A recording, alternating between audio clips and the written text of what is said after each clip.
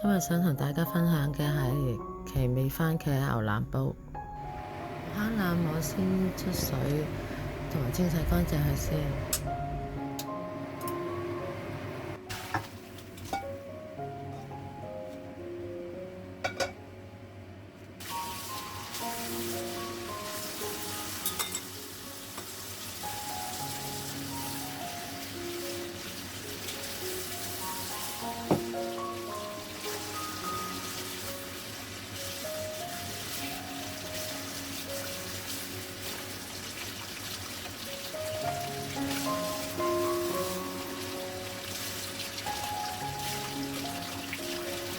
材料清洗乾淨之後，切好，我哋先嚟切乾葱頭3至4粒，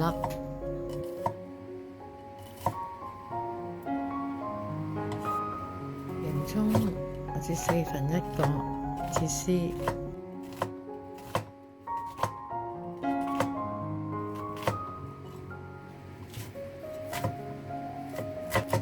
青椒1隻去囊。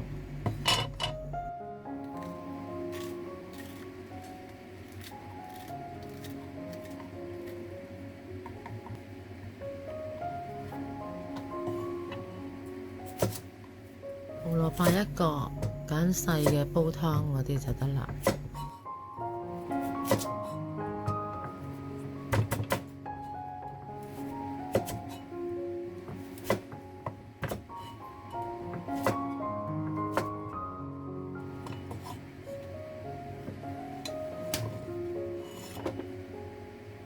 奇異果1個，揀熟嘅，去咗皮佢。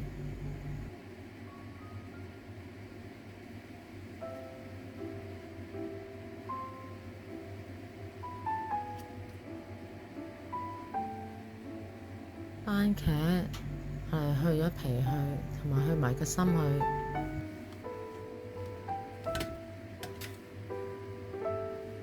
用剩嘅芫茜頭可以加可以唔加，隨得你。幾片橙皮，記得白色部分苦澀嘅唔要。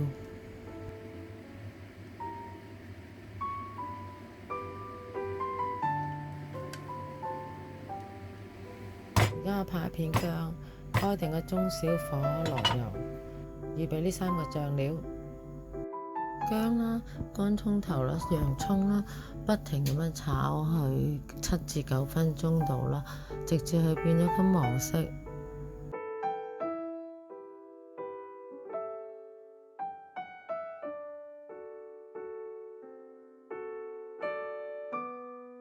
然後放橙皮炒多1分鐘。然之後轉咗小火，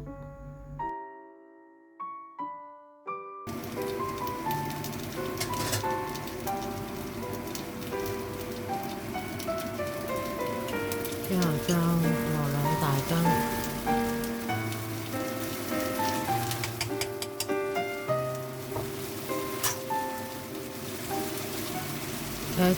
番茄膏我落2小匙。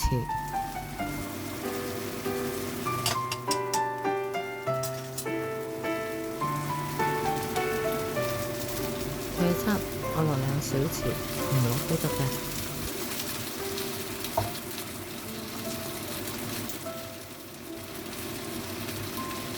我加入2大匙嘅蒜味橄欖油，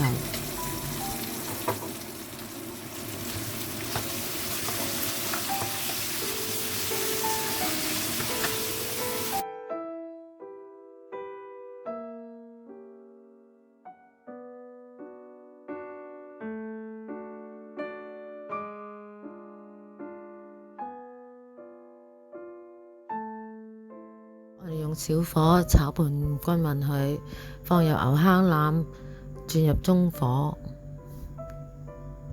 炒佢撈勻佢，慢慢加入熱水煮到滾起先，然後轉入耐熱嘅燜煲度，水呢加到剛浸到嘅牛腩，放入其他材料。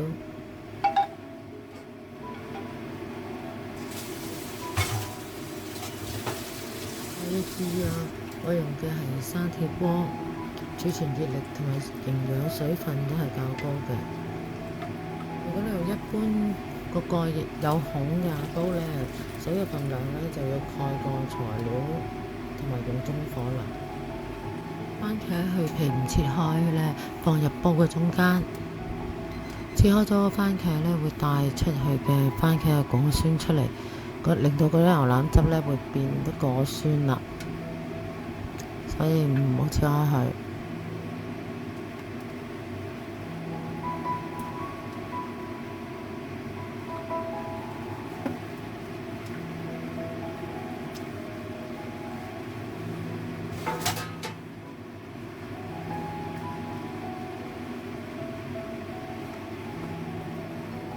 煲滾咗佢，開始計時，中小火煮20分鐘。煮緊20分鐘呢個時候呢，我同 BB 玩下先，怕行開咗唔記得熄火啊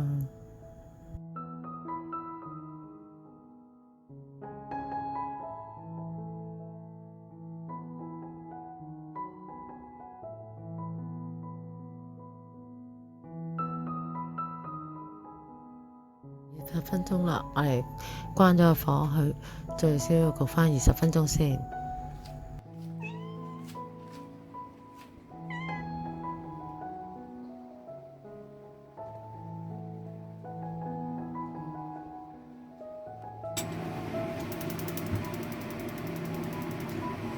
焗完20分鐘啦，我哋再煲滾佢，再煮多佢20分鐘就完成咯。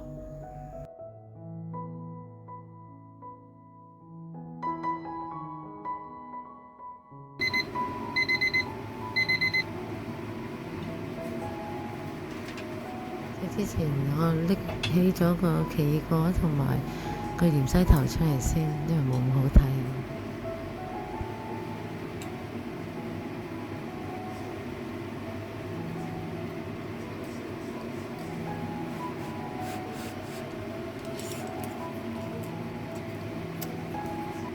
食起嚟咧會帶點酸味，但係加上呢個甜甜嘅牛腩汁咧，會特別好味㗎。你都試下呢個做法啦！喜歡我呢條片嘅，俾個 like 我，幫我分享，訂閱我毛毛。多謝收看，下次見，拜拜。如果你想了解更多食物營養值同埋歷史，你可以睇影片頁下嘅鏈接，希望你更了解每樣食物材料嘅重要性啊！拜拜。